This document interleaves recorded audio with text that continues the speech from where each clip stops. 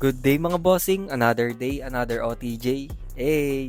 Ngayon nga papunta tayo sa Bulacan para kunin ang ating OTJ. Grabe, sobrang traffic pala dito sa Cavite. Halos 30 minutes kami dito sa traffic. Pinuntahan nga namin ang K-Mix Performance para samahan kami sa pagkuha ng ating OTJ. Napakaganda at napakalinis ng gawa nila ng mga owner type jeep dito. Madami din ang ina-assemble nila ng mga OTJ.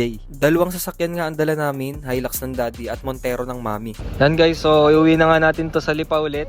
Wala pa nga pangalan tong ating owner na to. So saka natin siya papangalanan kapag nasa bayan tayo. Iisip tayo ng magandang pangalan dito sa owner na to. Total bumalik naman siya sa atin.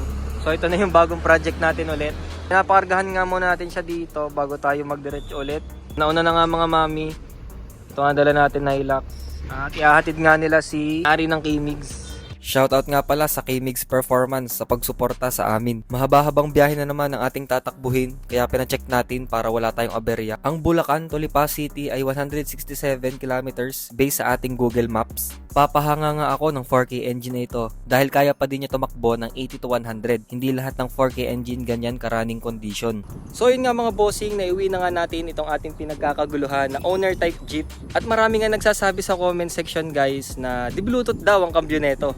Matagal nga ako guys walang paramdam sa aking social medias, pero hindi ibig sabihin nun guys binaliwala natin yung problema natin dito. Hindi lang talaga ako nagre-respond sa mga comments noon kasi nga inaayos namin to privately. Hindi din naman namin ginusto yung mga nangyari dito at hindi din naman namin guys intensyon yung nangyari. Ayoko din naman guys na mawala lahat ng pinaghirapan ko nang dahil lang sa kambyo. Syempre nasasaktan din naman ako sa lahat ng mga negative comments kasi hindi naman nila alam kung anong tunay na nangyari. Nung mga araw na yon, nanahimik lang ako. So sige, pinagbigyan ko lang lahat. So ito nga ako ngayon guys. So nandito na ulit ako at humaharap ako sa inyo. Hindi para mag-seek ng approval. Ang pinaka goal ko talaga guys is ayusin na natin yung di-bluetooth na cambio natin dyan. So simulan na nga natin i-review ulit itong ating owner type jeep. So grabe nga mga bossing, comeback is real. So ito nga pala guys, ulitin ko, ito yung pinagkakaguluhan sa TikTok na di-bluetooth daw na cambio. Grabe kayo guys, hindi yan di-bluetooth. So gusto ko lang i-share sa inyo guys yung about sa mga kambyo, so panoorin nyo to. Eto nga pala mga bossing ang nasira sa kanyang kambyo. Ngayon lang ako naka-encounter ng ganitong klaseng sira sa housing ng ating kambyo. Isang buo ang pinalit namin at ipinadala noon. Kadalasan nasisira dito ay itong maliit na pabilog. Pag haros yan, nilalagyan niya ng plastic na pabilog na mabibili sa mga auto supply. Pag naharos nga ang ganyan, lumuluwag yan mga bossing. Kaya ang ibang kambyo ng OTJ ay nabubunot. Ito naman ang kanyang mga lock na kapag nagtagal nga, may chance pa din na pwedeng makalas. Ganito sadya mga bossing kapag luma na ang mga pyesa at wala tayong mabibilhan na bago nito. May iba't ibang klase nga tayo ng kambyo at ipapakita ko nga sa inyo itong kay V-Turbo. Hindi sadya ito mabubunot, mahirap nga lang humanap ng ganyang klase na lock para sa mga kambyo natin mga bossing. May nagsabi nga guys sa TikTok na maganda lang daw yung panlabas nito pero bulok daw yung makina, pati yung kambyo. Nung dineliver natin to guys, noon Lipa to Bulacan, so wala naman talaga tayo naging problema. So, running condition to mga bossing. Naiuwi nga natin to nung isang araw sa Bulacan to Lipa. Yun nga. So ito nga guys, ang ating engine nga dito is 4K engine. Yan. So ang naging problema talaga natin dito is itong ating kambyo. So natanggal nga yung kambyo natin. At yung starter nga is napalitan na. So okay na yun. Kaya hindi siya nagana. Nung first week, hindi siya gumana gawa ng starter. May nagsabi pa nga guys na wala na daw, finish na daw yung business namin. Ang masasabi ko lang doon is hindi naman natapos doon yung aming negosyo. So syempre may pagkakamali nga din naman kami dito. Hindi agad namin agapan yung nangyari. Although nagpadala naman kami ng parts at yung nakakabit na nga dito is yung pinadala natin na kambyo. Sila na nag-install nun. Pero nung ginamit ko itong isang araw, pinang food vlog ko siya. Nag-food trip ako gamit itong ating owner. Ayos naman siya i-kambyo. So yung kambyo kasi natin guys, yung 4K engine kasi guys, luma na yan. Syempre yung mga transmission yan, kasama dyan, luma na din. Yung ating kambyo, wala tayong makukuha na ng brand new noon kasi nga luma na. Pero madami pa naman tayo dyan mabibili ng mga surplus, kaso hindi na siya brand new.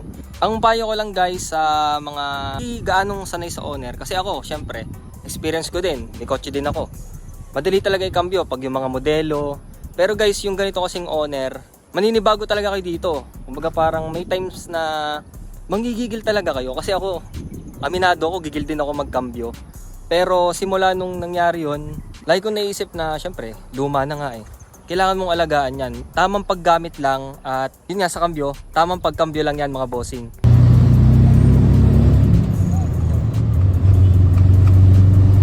Madami pa rin naka-line up pero hindi muna namin tinatanggap. Sabi nga namin sa kanila is ayusin muna namin yung problema dito. Pero willing sila mag-wait na matapos namin yung problema dito. So yun, so thank you pa rin sa lahat ng gusto magpa-build sa amin. Sa mga keyboard warrior, wala na akong magagawa sa inyo kung anong masabi nyo kasi social media yan. Wala akong control dyan. Kung anong sabihin nila, kung anong comment nila, yun. So lahat kailangan tanggapin. Hindi rin ganun kadali guys na mag-vlog tapos makakabasa ka ng mga negative comments. Siyempre, sasaktan din naman ako. Tao lang din naman ako. Kasi hindi ko naman intensyon na, buong team namin, hindi namin intensyon na mangyari yon. Mas i-improve pa namin yung aming mga gawa. Susunod nga na magdi-deal kami, mas ayos na yung may kasulatan. Para kung sakaling may mangyari, at least, meron tayong mga pirmahan na naganap. So, dahil nasa akin na nga ulit to guys, ito muna ang project ko. Mga bala kong gawin dito guys is gusto ko tong palitan ng mugs. Yan, kasi itong Atara, napaka-common na nito guys sa mga owner natin. Halos lahat sa Cavite, kahit saan, ganyang mugs, makikita nyo yan. Bala kong palitan to guys ng TE37 na gunmetal. So ano sa tingin nyo guys, maganda kaya yun dito? So mag-comment kayo kung maganda yun. Dito naman sa likod, gusto kong palitan yung ating taillight. Kasi itong ganitong taillight, luma ng model yan. Gusto ko ikabit dito yung mga kinakabit natin na LED na. Yan, para naman medyo magmukhang modelo yung ating owner. Sa side mirrors, papalit tayo ng bago. Kasi medyo luma na para sa akin. At di ko gusto yung style. Gusto ko yung plain black lang. Ayun o. Pero maganda naman to. Siguro benta na lang natin. Okay pa naman to guys. Ayoko lang talaga yung style niya. Yung muffler niya, 'di ba pinaltan to nila na bossing. Pero hindi ko na siguro para paltan pa.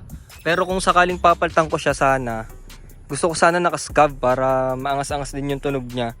Kaso nga lang guys, nabutasan na kasi to. Ayun o, nabutasan na. So bago pa nila bilhin niya, butas sa sadya yan. Pero siguro pwede nating palitan to. Yan, buong yan. Para yung bilog, palitan natin ng bago yun. Yung part na yun lang. Tapos sa gulong nga pala, wala kasi akong budget para maggulong na maganda. Shoutout nga pala kay Kuya Rodel. Nagsasabi sa akin lagi ng mga magagandang gulong para sa mga OTJ. Kaso lang Kuya Rodel, hindi ko kayang ganun kamamahal. Yung mga tagte 10k, 15k, hindi ko kaya yun. Siguro ang gamitin natin na tires dito is yung budget lang kasi hindi naman to pang karera. Pang daily lang naman natin to. Pero yung kanyang gulong guys, makakapal pa. Westlake. Ayan, baka sakaling gusto nyo yan, pagbebenta ko din yung gulong at mugs. Bilhin nyo na yan, pang upgrade ko lang mga bossing. Sa gauges naman guys, ito talaga papalitan ko talaga to. Yung ating RPM, minsan hindi na siya nagana. Ito nagana to, pero nung binabiyahe na namin siya, nawala. So hindi pa pwede yun kasi baka mamaya mag-overheat. Hindi natin alam kung anong kalagayan ng ating owner. Kaya papalitan talaga natin yan mga boss. Etong kanyang bumper, masyado ako nahahabaan sa kanya. Hindi ko sure kung meron pang ibang way para mapaikli ito. Kaso nga lang yung ating molye ito na yung pinakasagad niya. Ayan, naka-stopper nga pala tayo dito. Kaya medyo matagtag talaga to. Dito sa headlights, hindi ko lang kung papalitan ko pa siya pero malakas naman yung ilaw niya. Try ko sana magpalit ng LED. LED din. Tapos dito nga pala guys sa kanyang cambio tuloy. Kakambyo kasi. Dito guys sa kanyang steering wheel. Gusto ko rin siyang palitan kasi sobrang liit niya. At ito guys, ito talaga yung literal na natatanggal. Kasi naka-quick release to. Yan. So yun, di rin to di Bluetooth ha guys. Hindi yan di Bluetooth. To quick release.